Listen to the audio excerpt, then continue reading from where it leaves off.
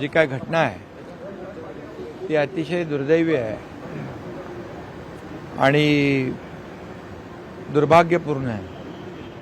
कारण बेकसूर आणि निरपराध पर्यटकांना नावं विचारून धर्म विचारून त्यांना गोळ्या घालण्याचं जे काही माणुसकीला काळीमा फासण्याचं काम पाकिस्तान धार्जिण्या आतंकवाद्यांनी केलं आहे त्याचा निषेध मी केलेलाच आहे।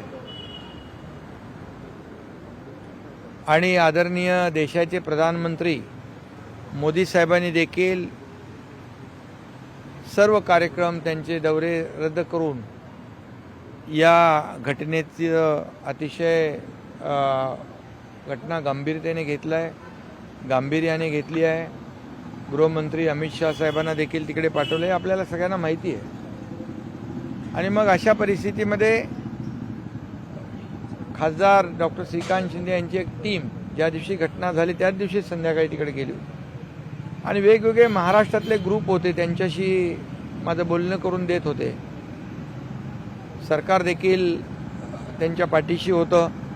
मुख्यमंत्री स्वतः तिथल्या प्रशासनाबरोबर सातत्याने संपर्कात होते आणि मी देखील त्या ग्रुपशी बोलत होतो। परंतु तिथल्या प्रत्येक ग्रुपच्या भावना ज्या आहेत या अतिशय म्हणजे एक भीतीचं वातावरण त्यांच्या मनामध्ये होतं। एक पॅनिक सगळे झाले होते आणि त्यांना लवकर आपल्याकडे पुन्हा आपल्या घरी परतायचं होतं आणि म्हणून ते सांगत होते आम्हाला लवकर इथून यायचं आहे। खरं म्हणजे बघा मी त्यांच्याशी बोलल्यानंतर मी देखील एक संवेदनशील माणूस असल्यामुळे आणि असं कुठेही संकट आपत्ती आली की मला मग चैन पडत नाही आणि फक्त फोनवरून बोलण्यापुरतं मर्यादित देखील मला राहता येत नाही आणि म्हणून मी तत्काळ श्रीनगरला जाण्याचा काश्मीरला जाण्याचा निर्णय घेतला। माझ्या अगोदर आपले मंत्री गिरीश महाजन देखील तिकडे पोहोचले होते आणि मग एक जवळपास 5 विशेष विमानं देखील त्या ठिकाणी रवाना झाली आणि त्यातून आपल्या या मुंबईतल्या महाराष्ट्रातल्या अनेक पुणे असेल वर्धा असेल नागपूर असेल नाशिक असेल इतर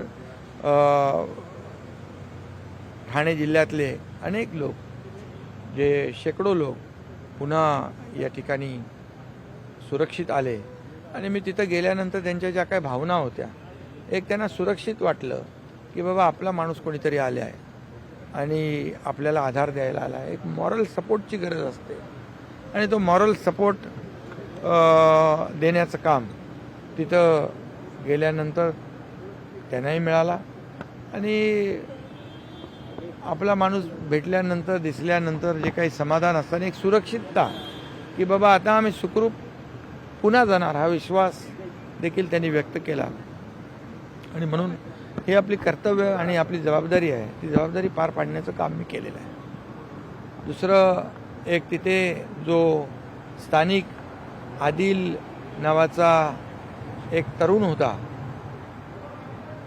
त्यांनी या पर्यटकांना देखील जेव्हा आतंकवादी आले पर्यटकांना देखील ताबडतोब काही लोकांना त्यांनी तिथून खाली जायला सांगितलं आणि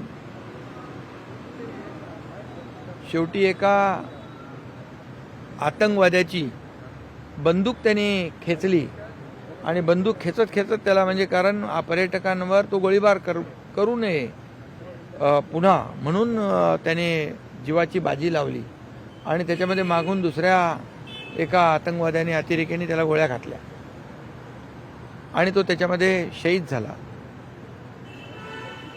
त्याच्या परिवाराशी देखील मी आज फोनवर बोललो। आपले कार्यकर्ते तिथे गेले त्याला देखील एक परिवाराला त्याच्या 5 लाख रुपयाची मदत केली आणि त्याचं जे मोडकळीस आलेलं घर देखील आपले कार्यकर्ते तिथं त्याला पुन्हा बांधून देतील। कर्तव्य म्हणून तेही कारण त्यांनी देखील तो देखील घरातला कुटुंबातला तरुण होता आणि त्याचे आईवडील, त्याची भावंडं त्याच्या जीवावर होती आणि म्हणून त्या परिवाराला देखील आपण एक कर्तव्य म्हणून मदत केलेली आहे. शेवटी झालेली घटना अतिशय दुर्दैवी आहे आणि देशाचे प्रधानमंत्री मोदी साहेब याचा स्वतः बोललेत करारा जवाब मिलेगा. आणि आता भारत असे हल्ले सहन करणारा भारत नाही आहे, घुस के मारने वाले भारत है.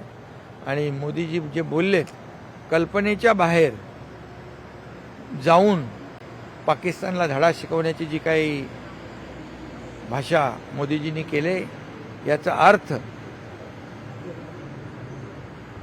पाकिस्तानचं नामोनिशान मला वाटतं मिटवल्याशिवाय ते स्वस्थ बसणार नाहीत. गिरणी कामगारांच्या बैठक तुम्ही लावली होती, सकारात्मक निर्णय झाला असं समजतंय, काय नेमकं आहे? गिरणी कामगारांच्या बरोबर बैठक झाली. गिरणी कामगारांचं लोकशाही मराठी ऐका, पहा, जागरूक रहा.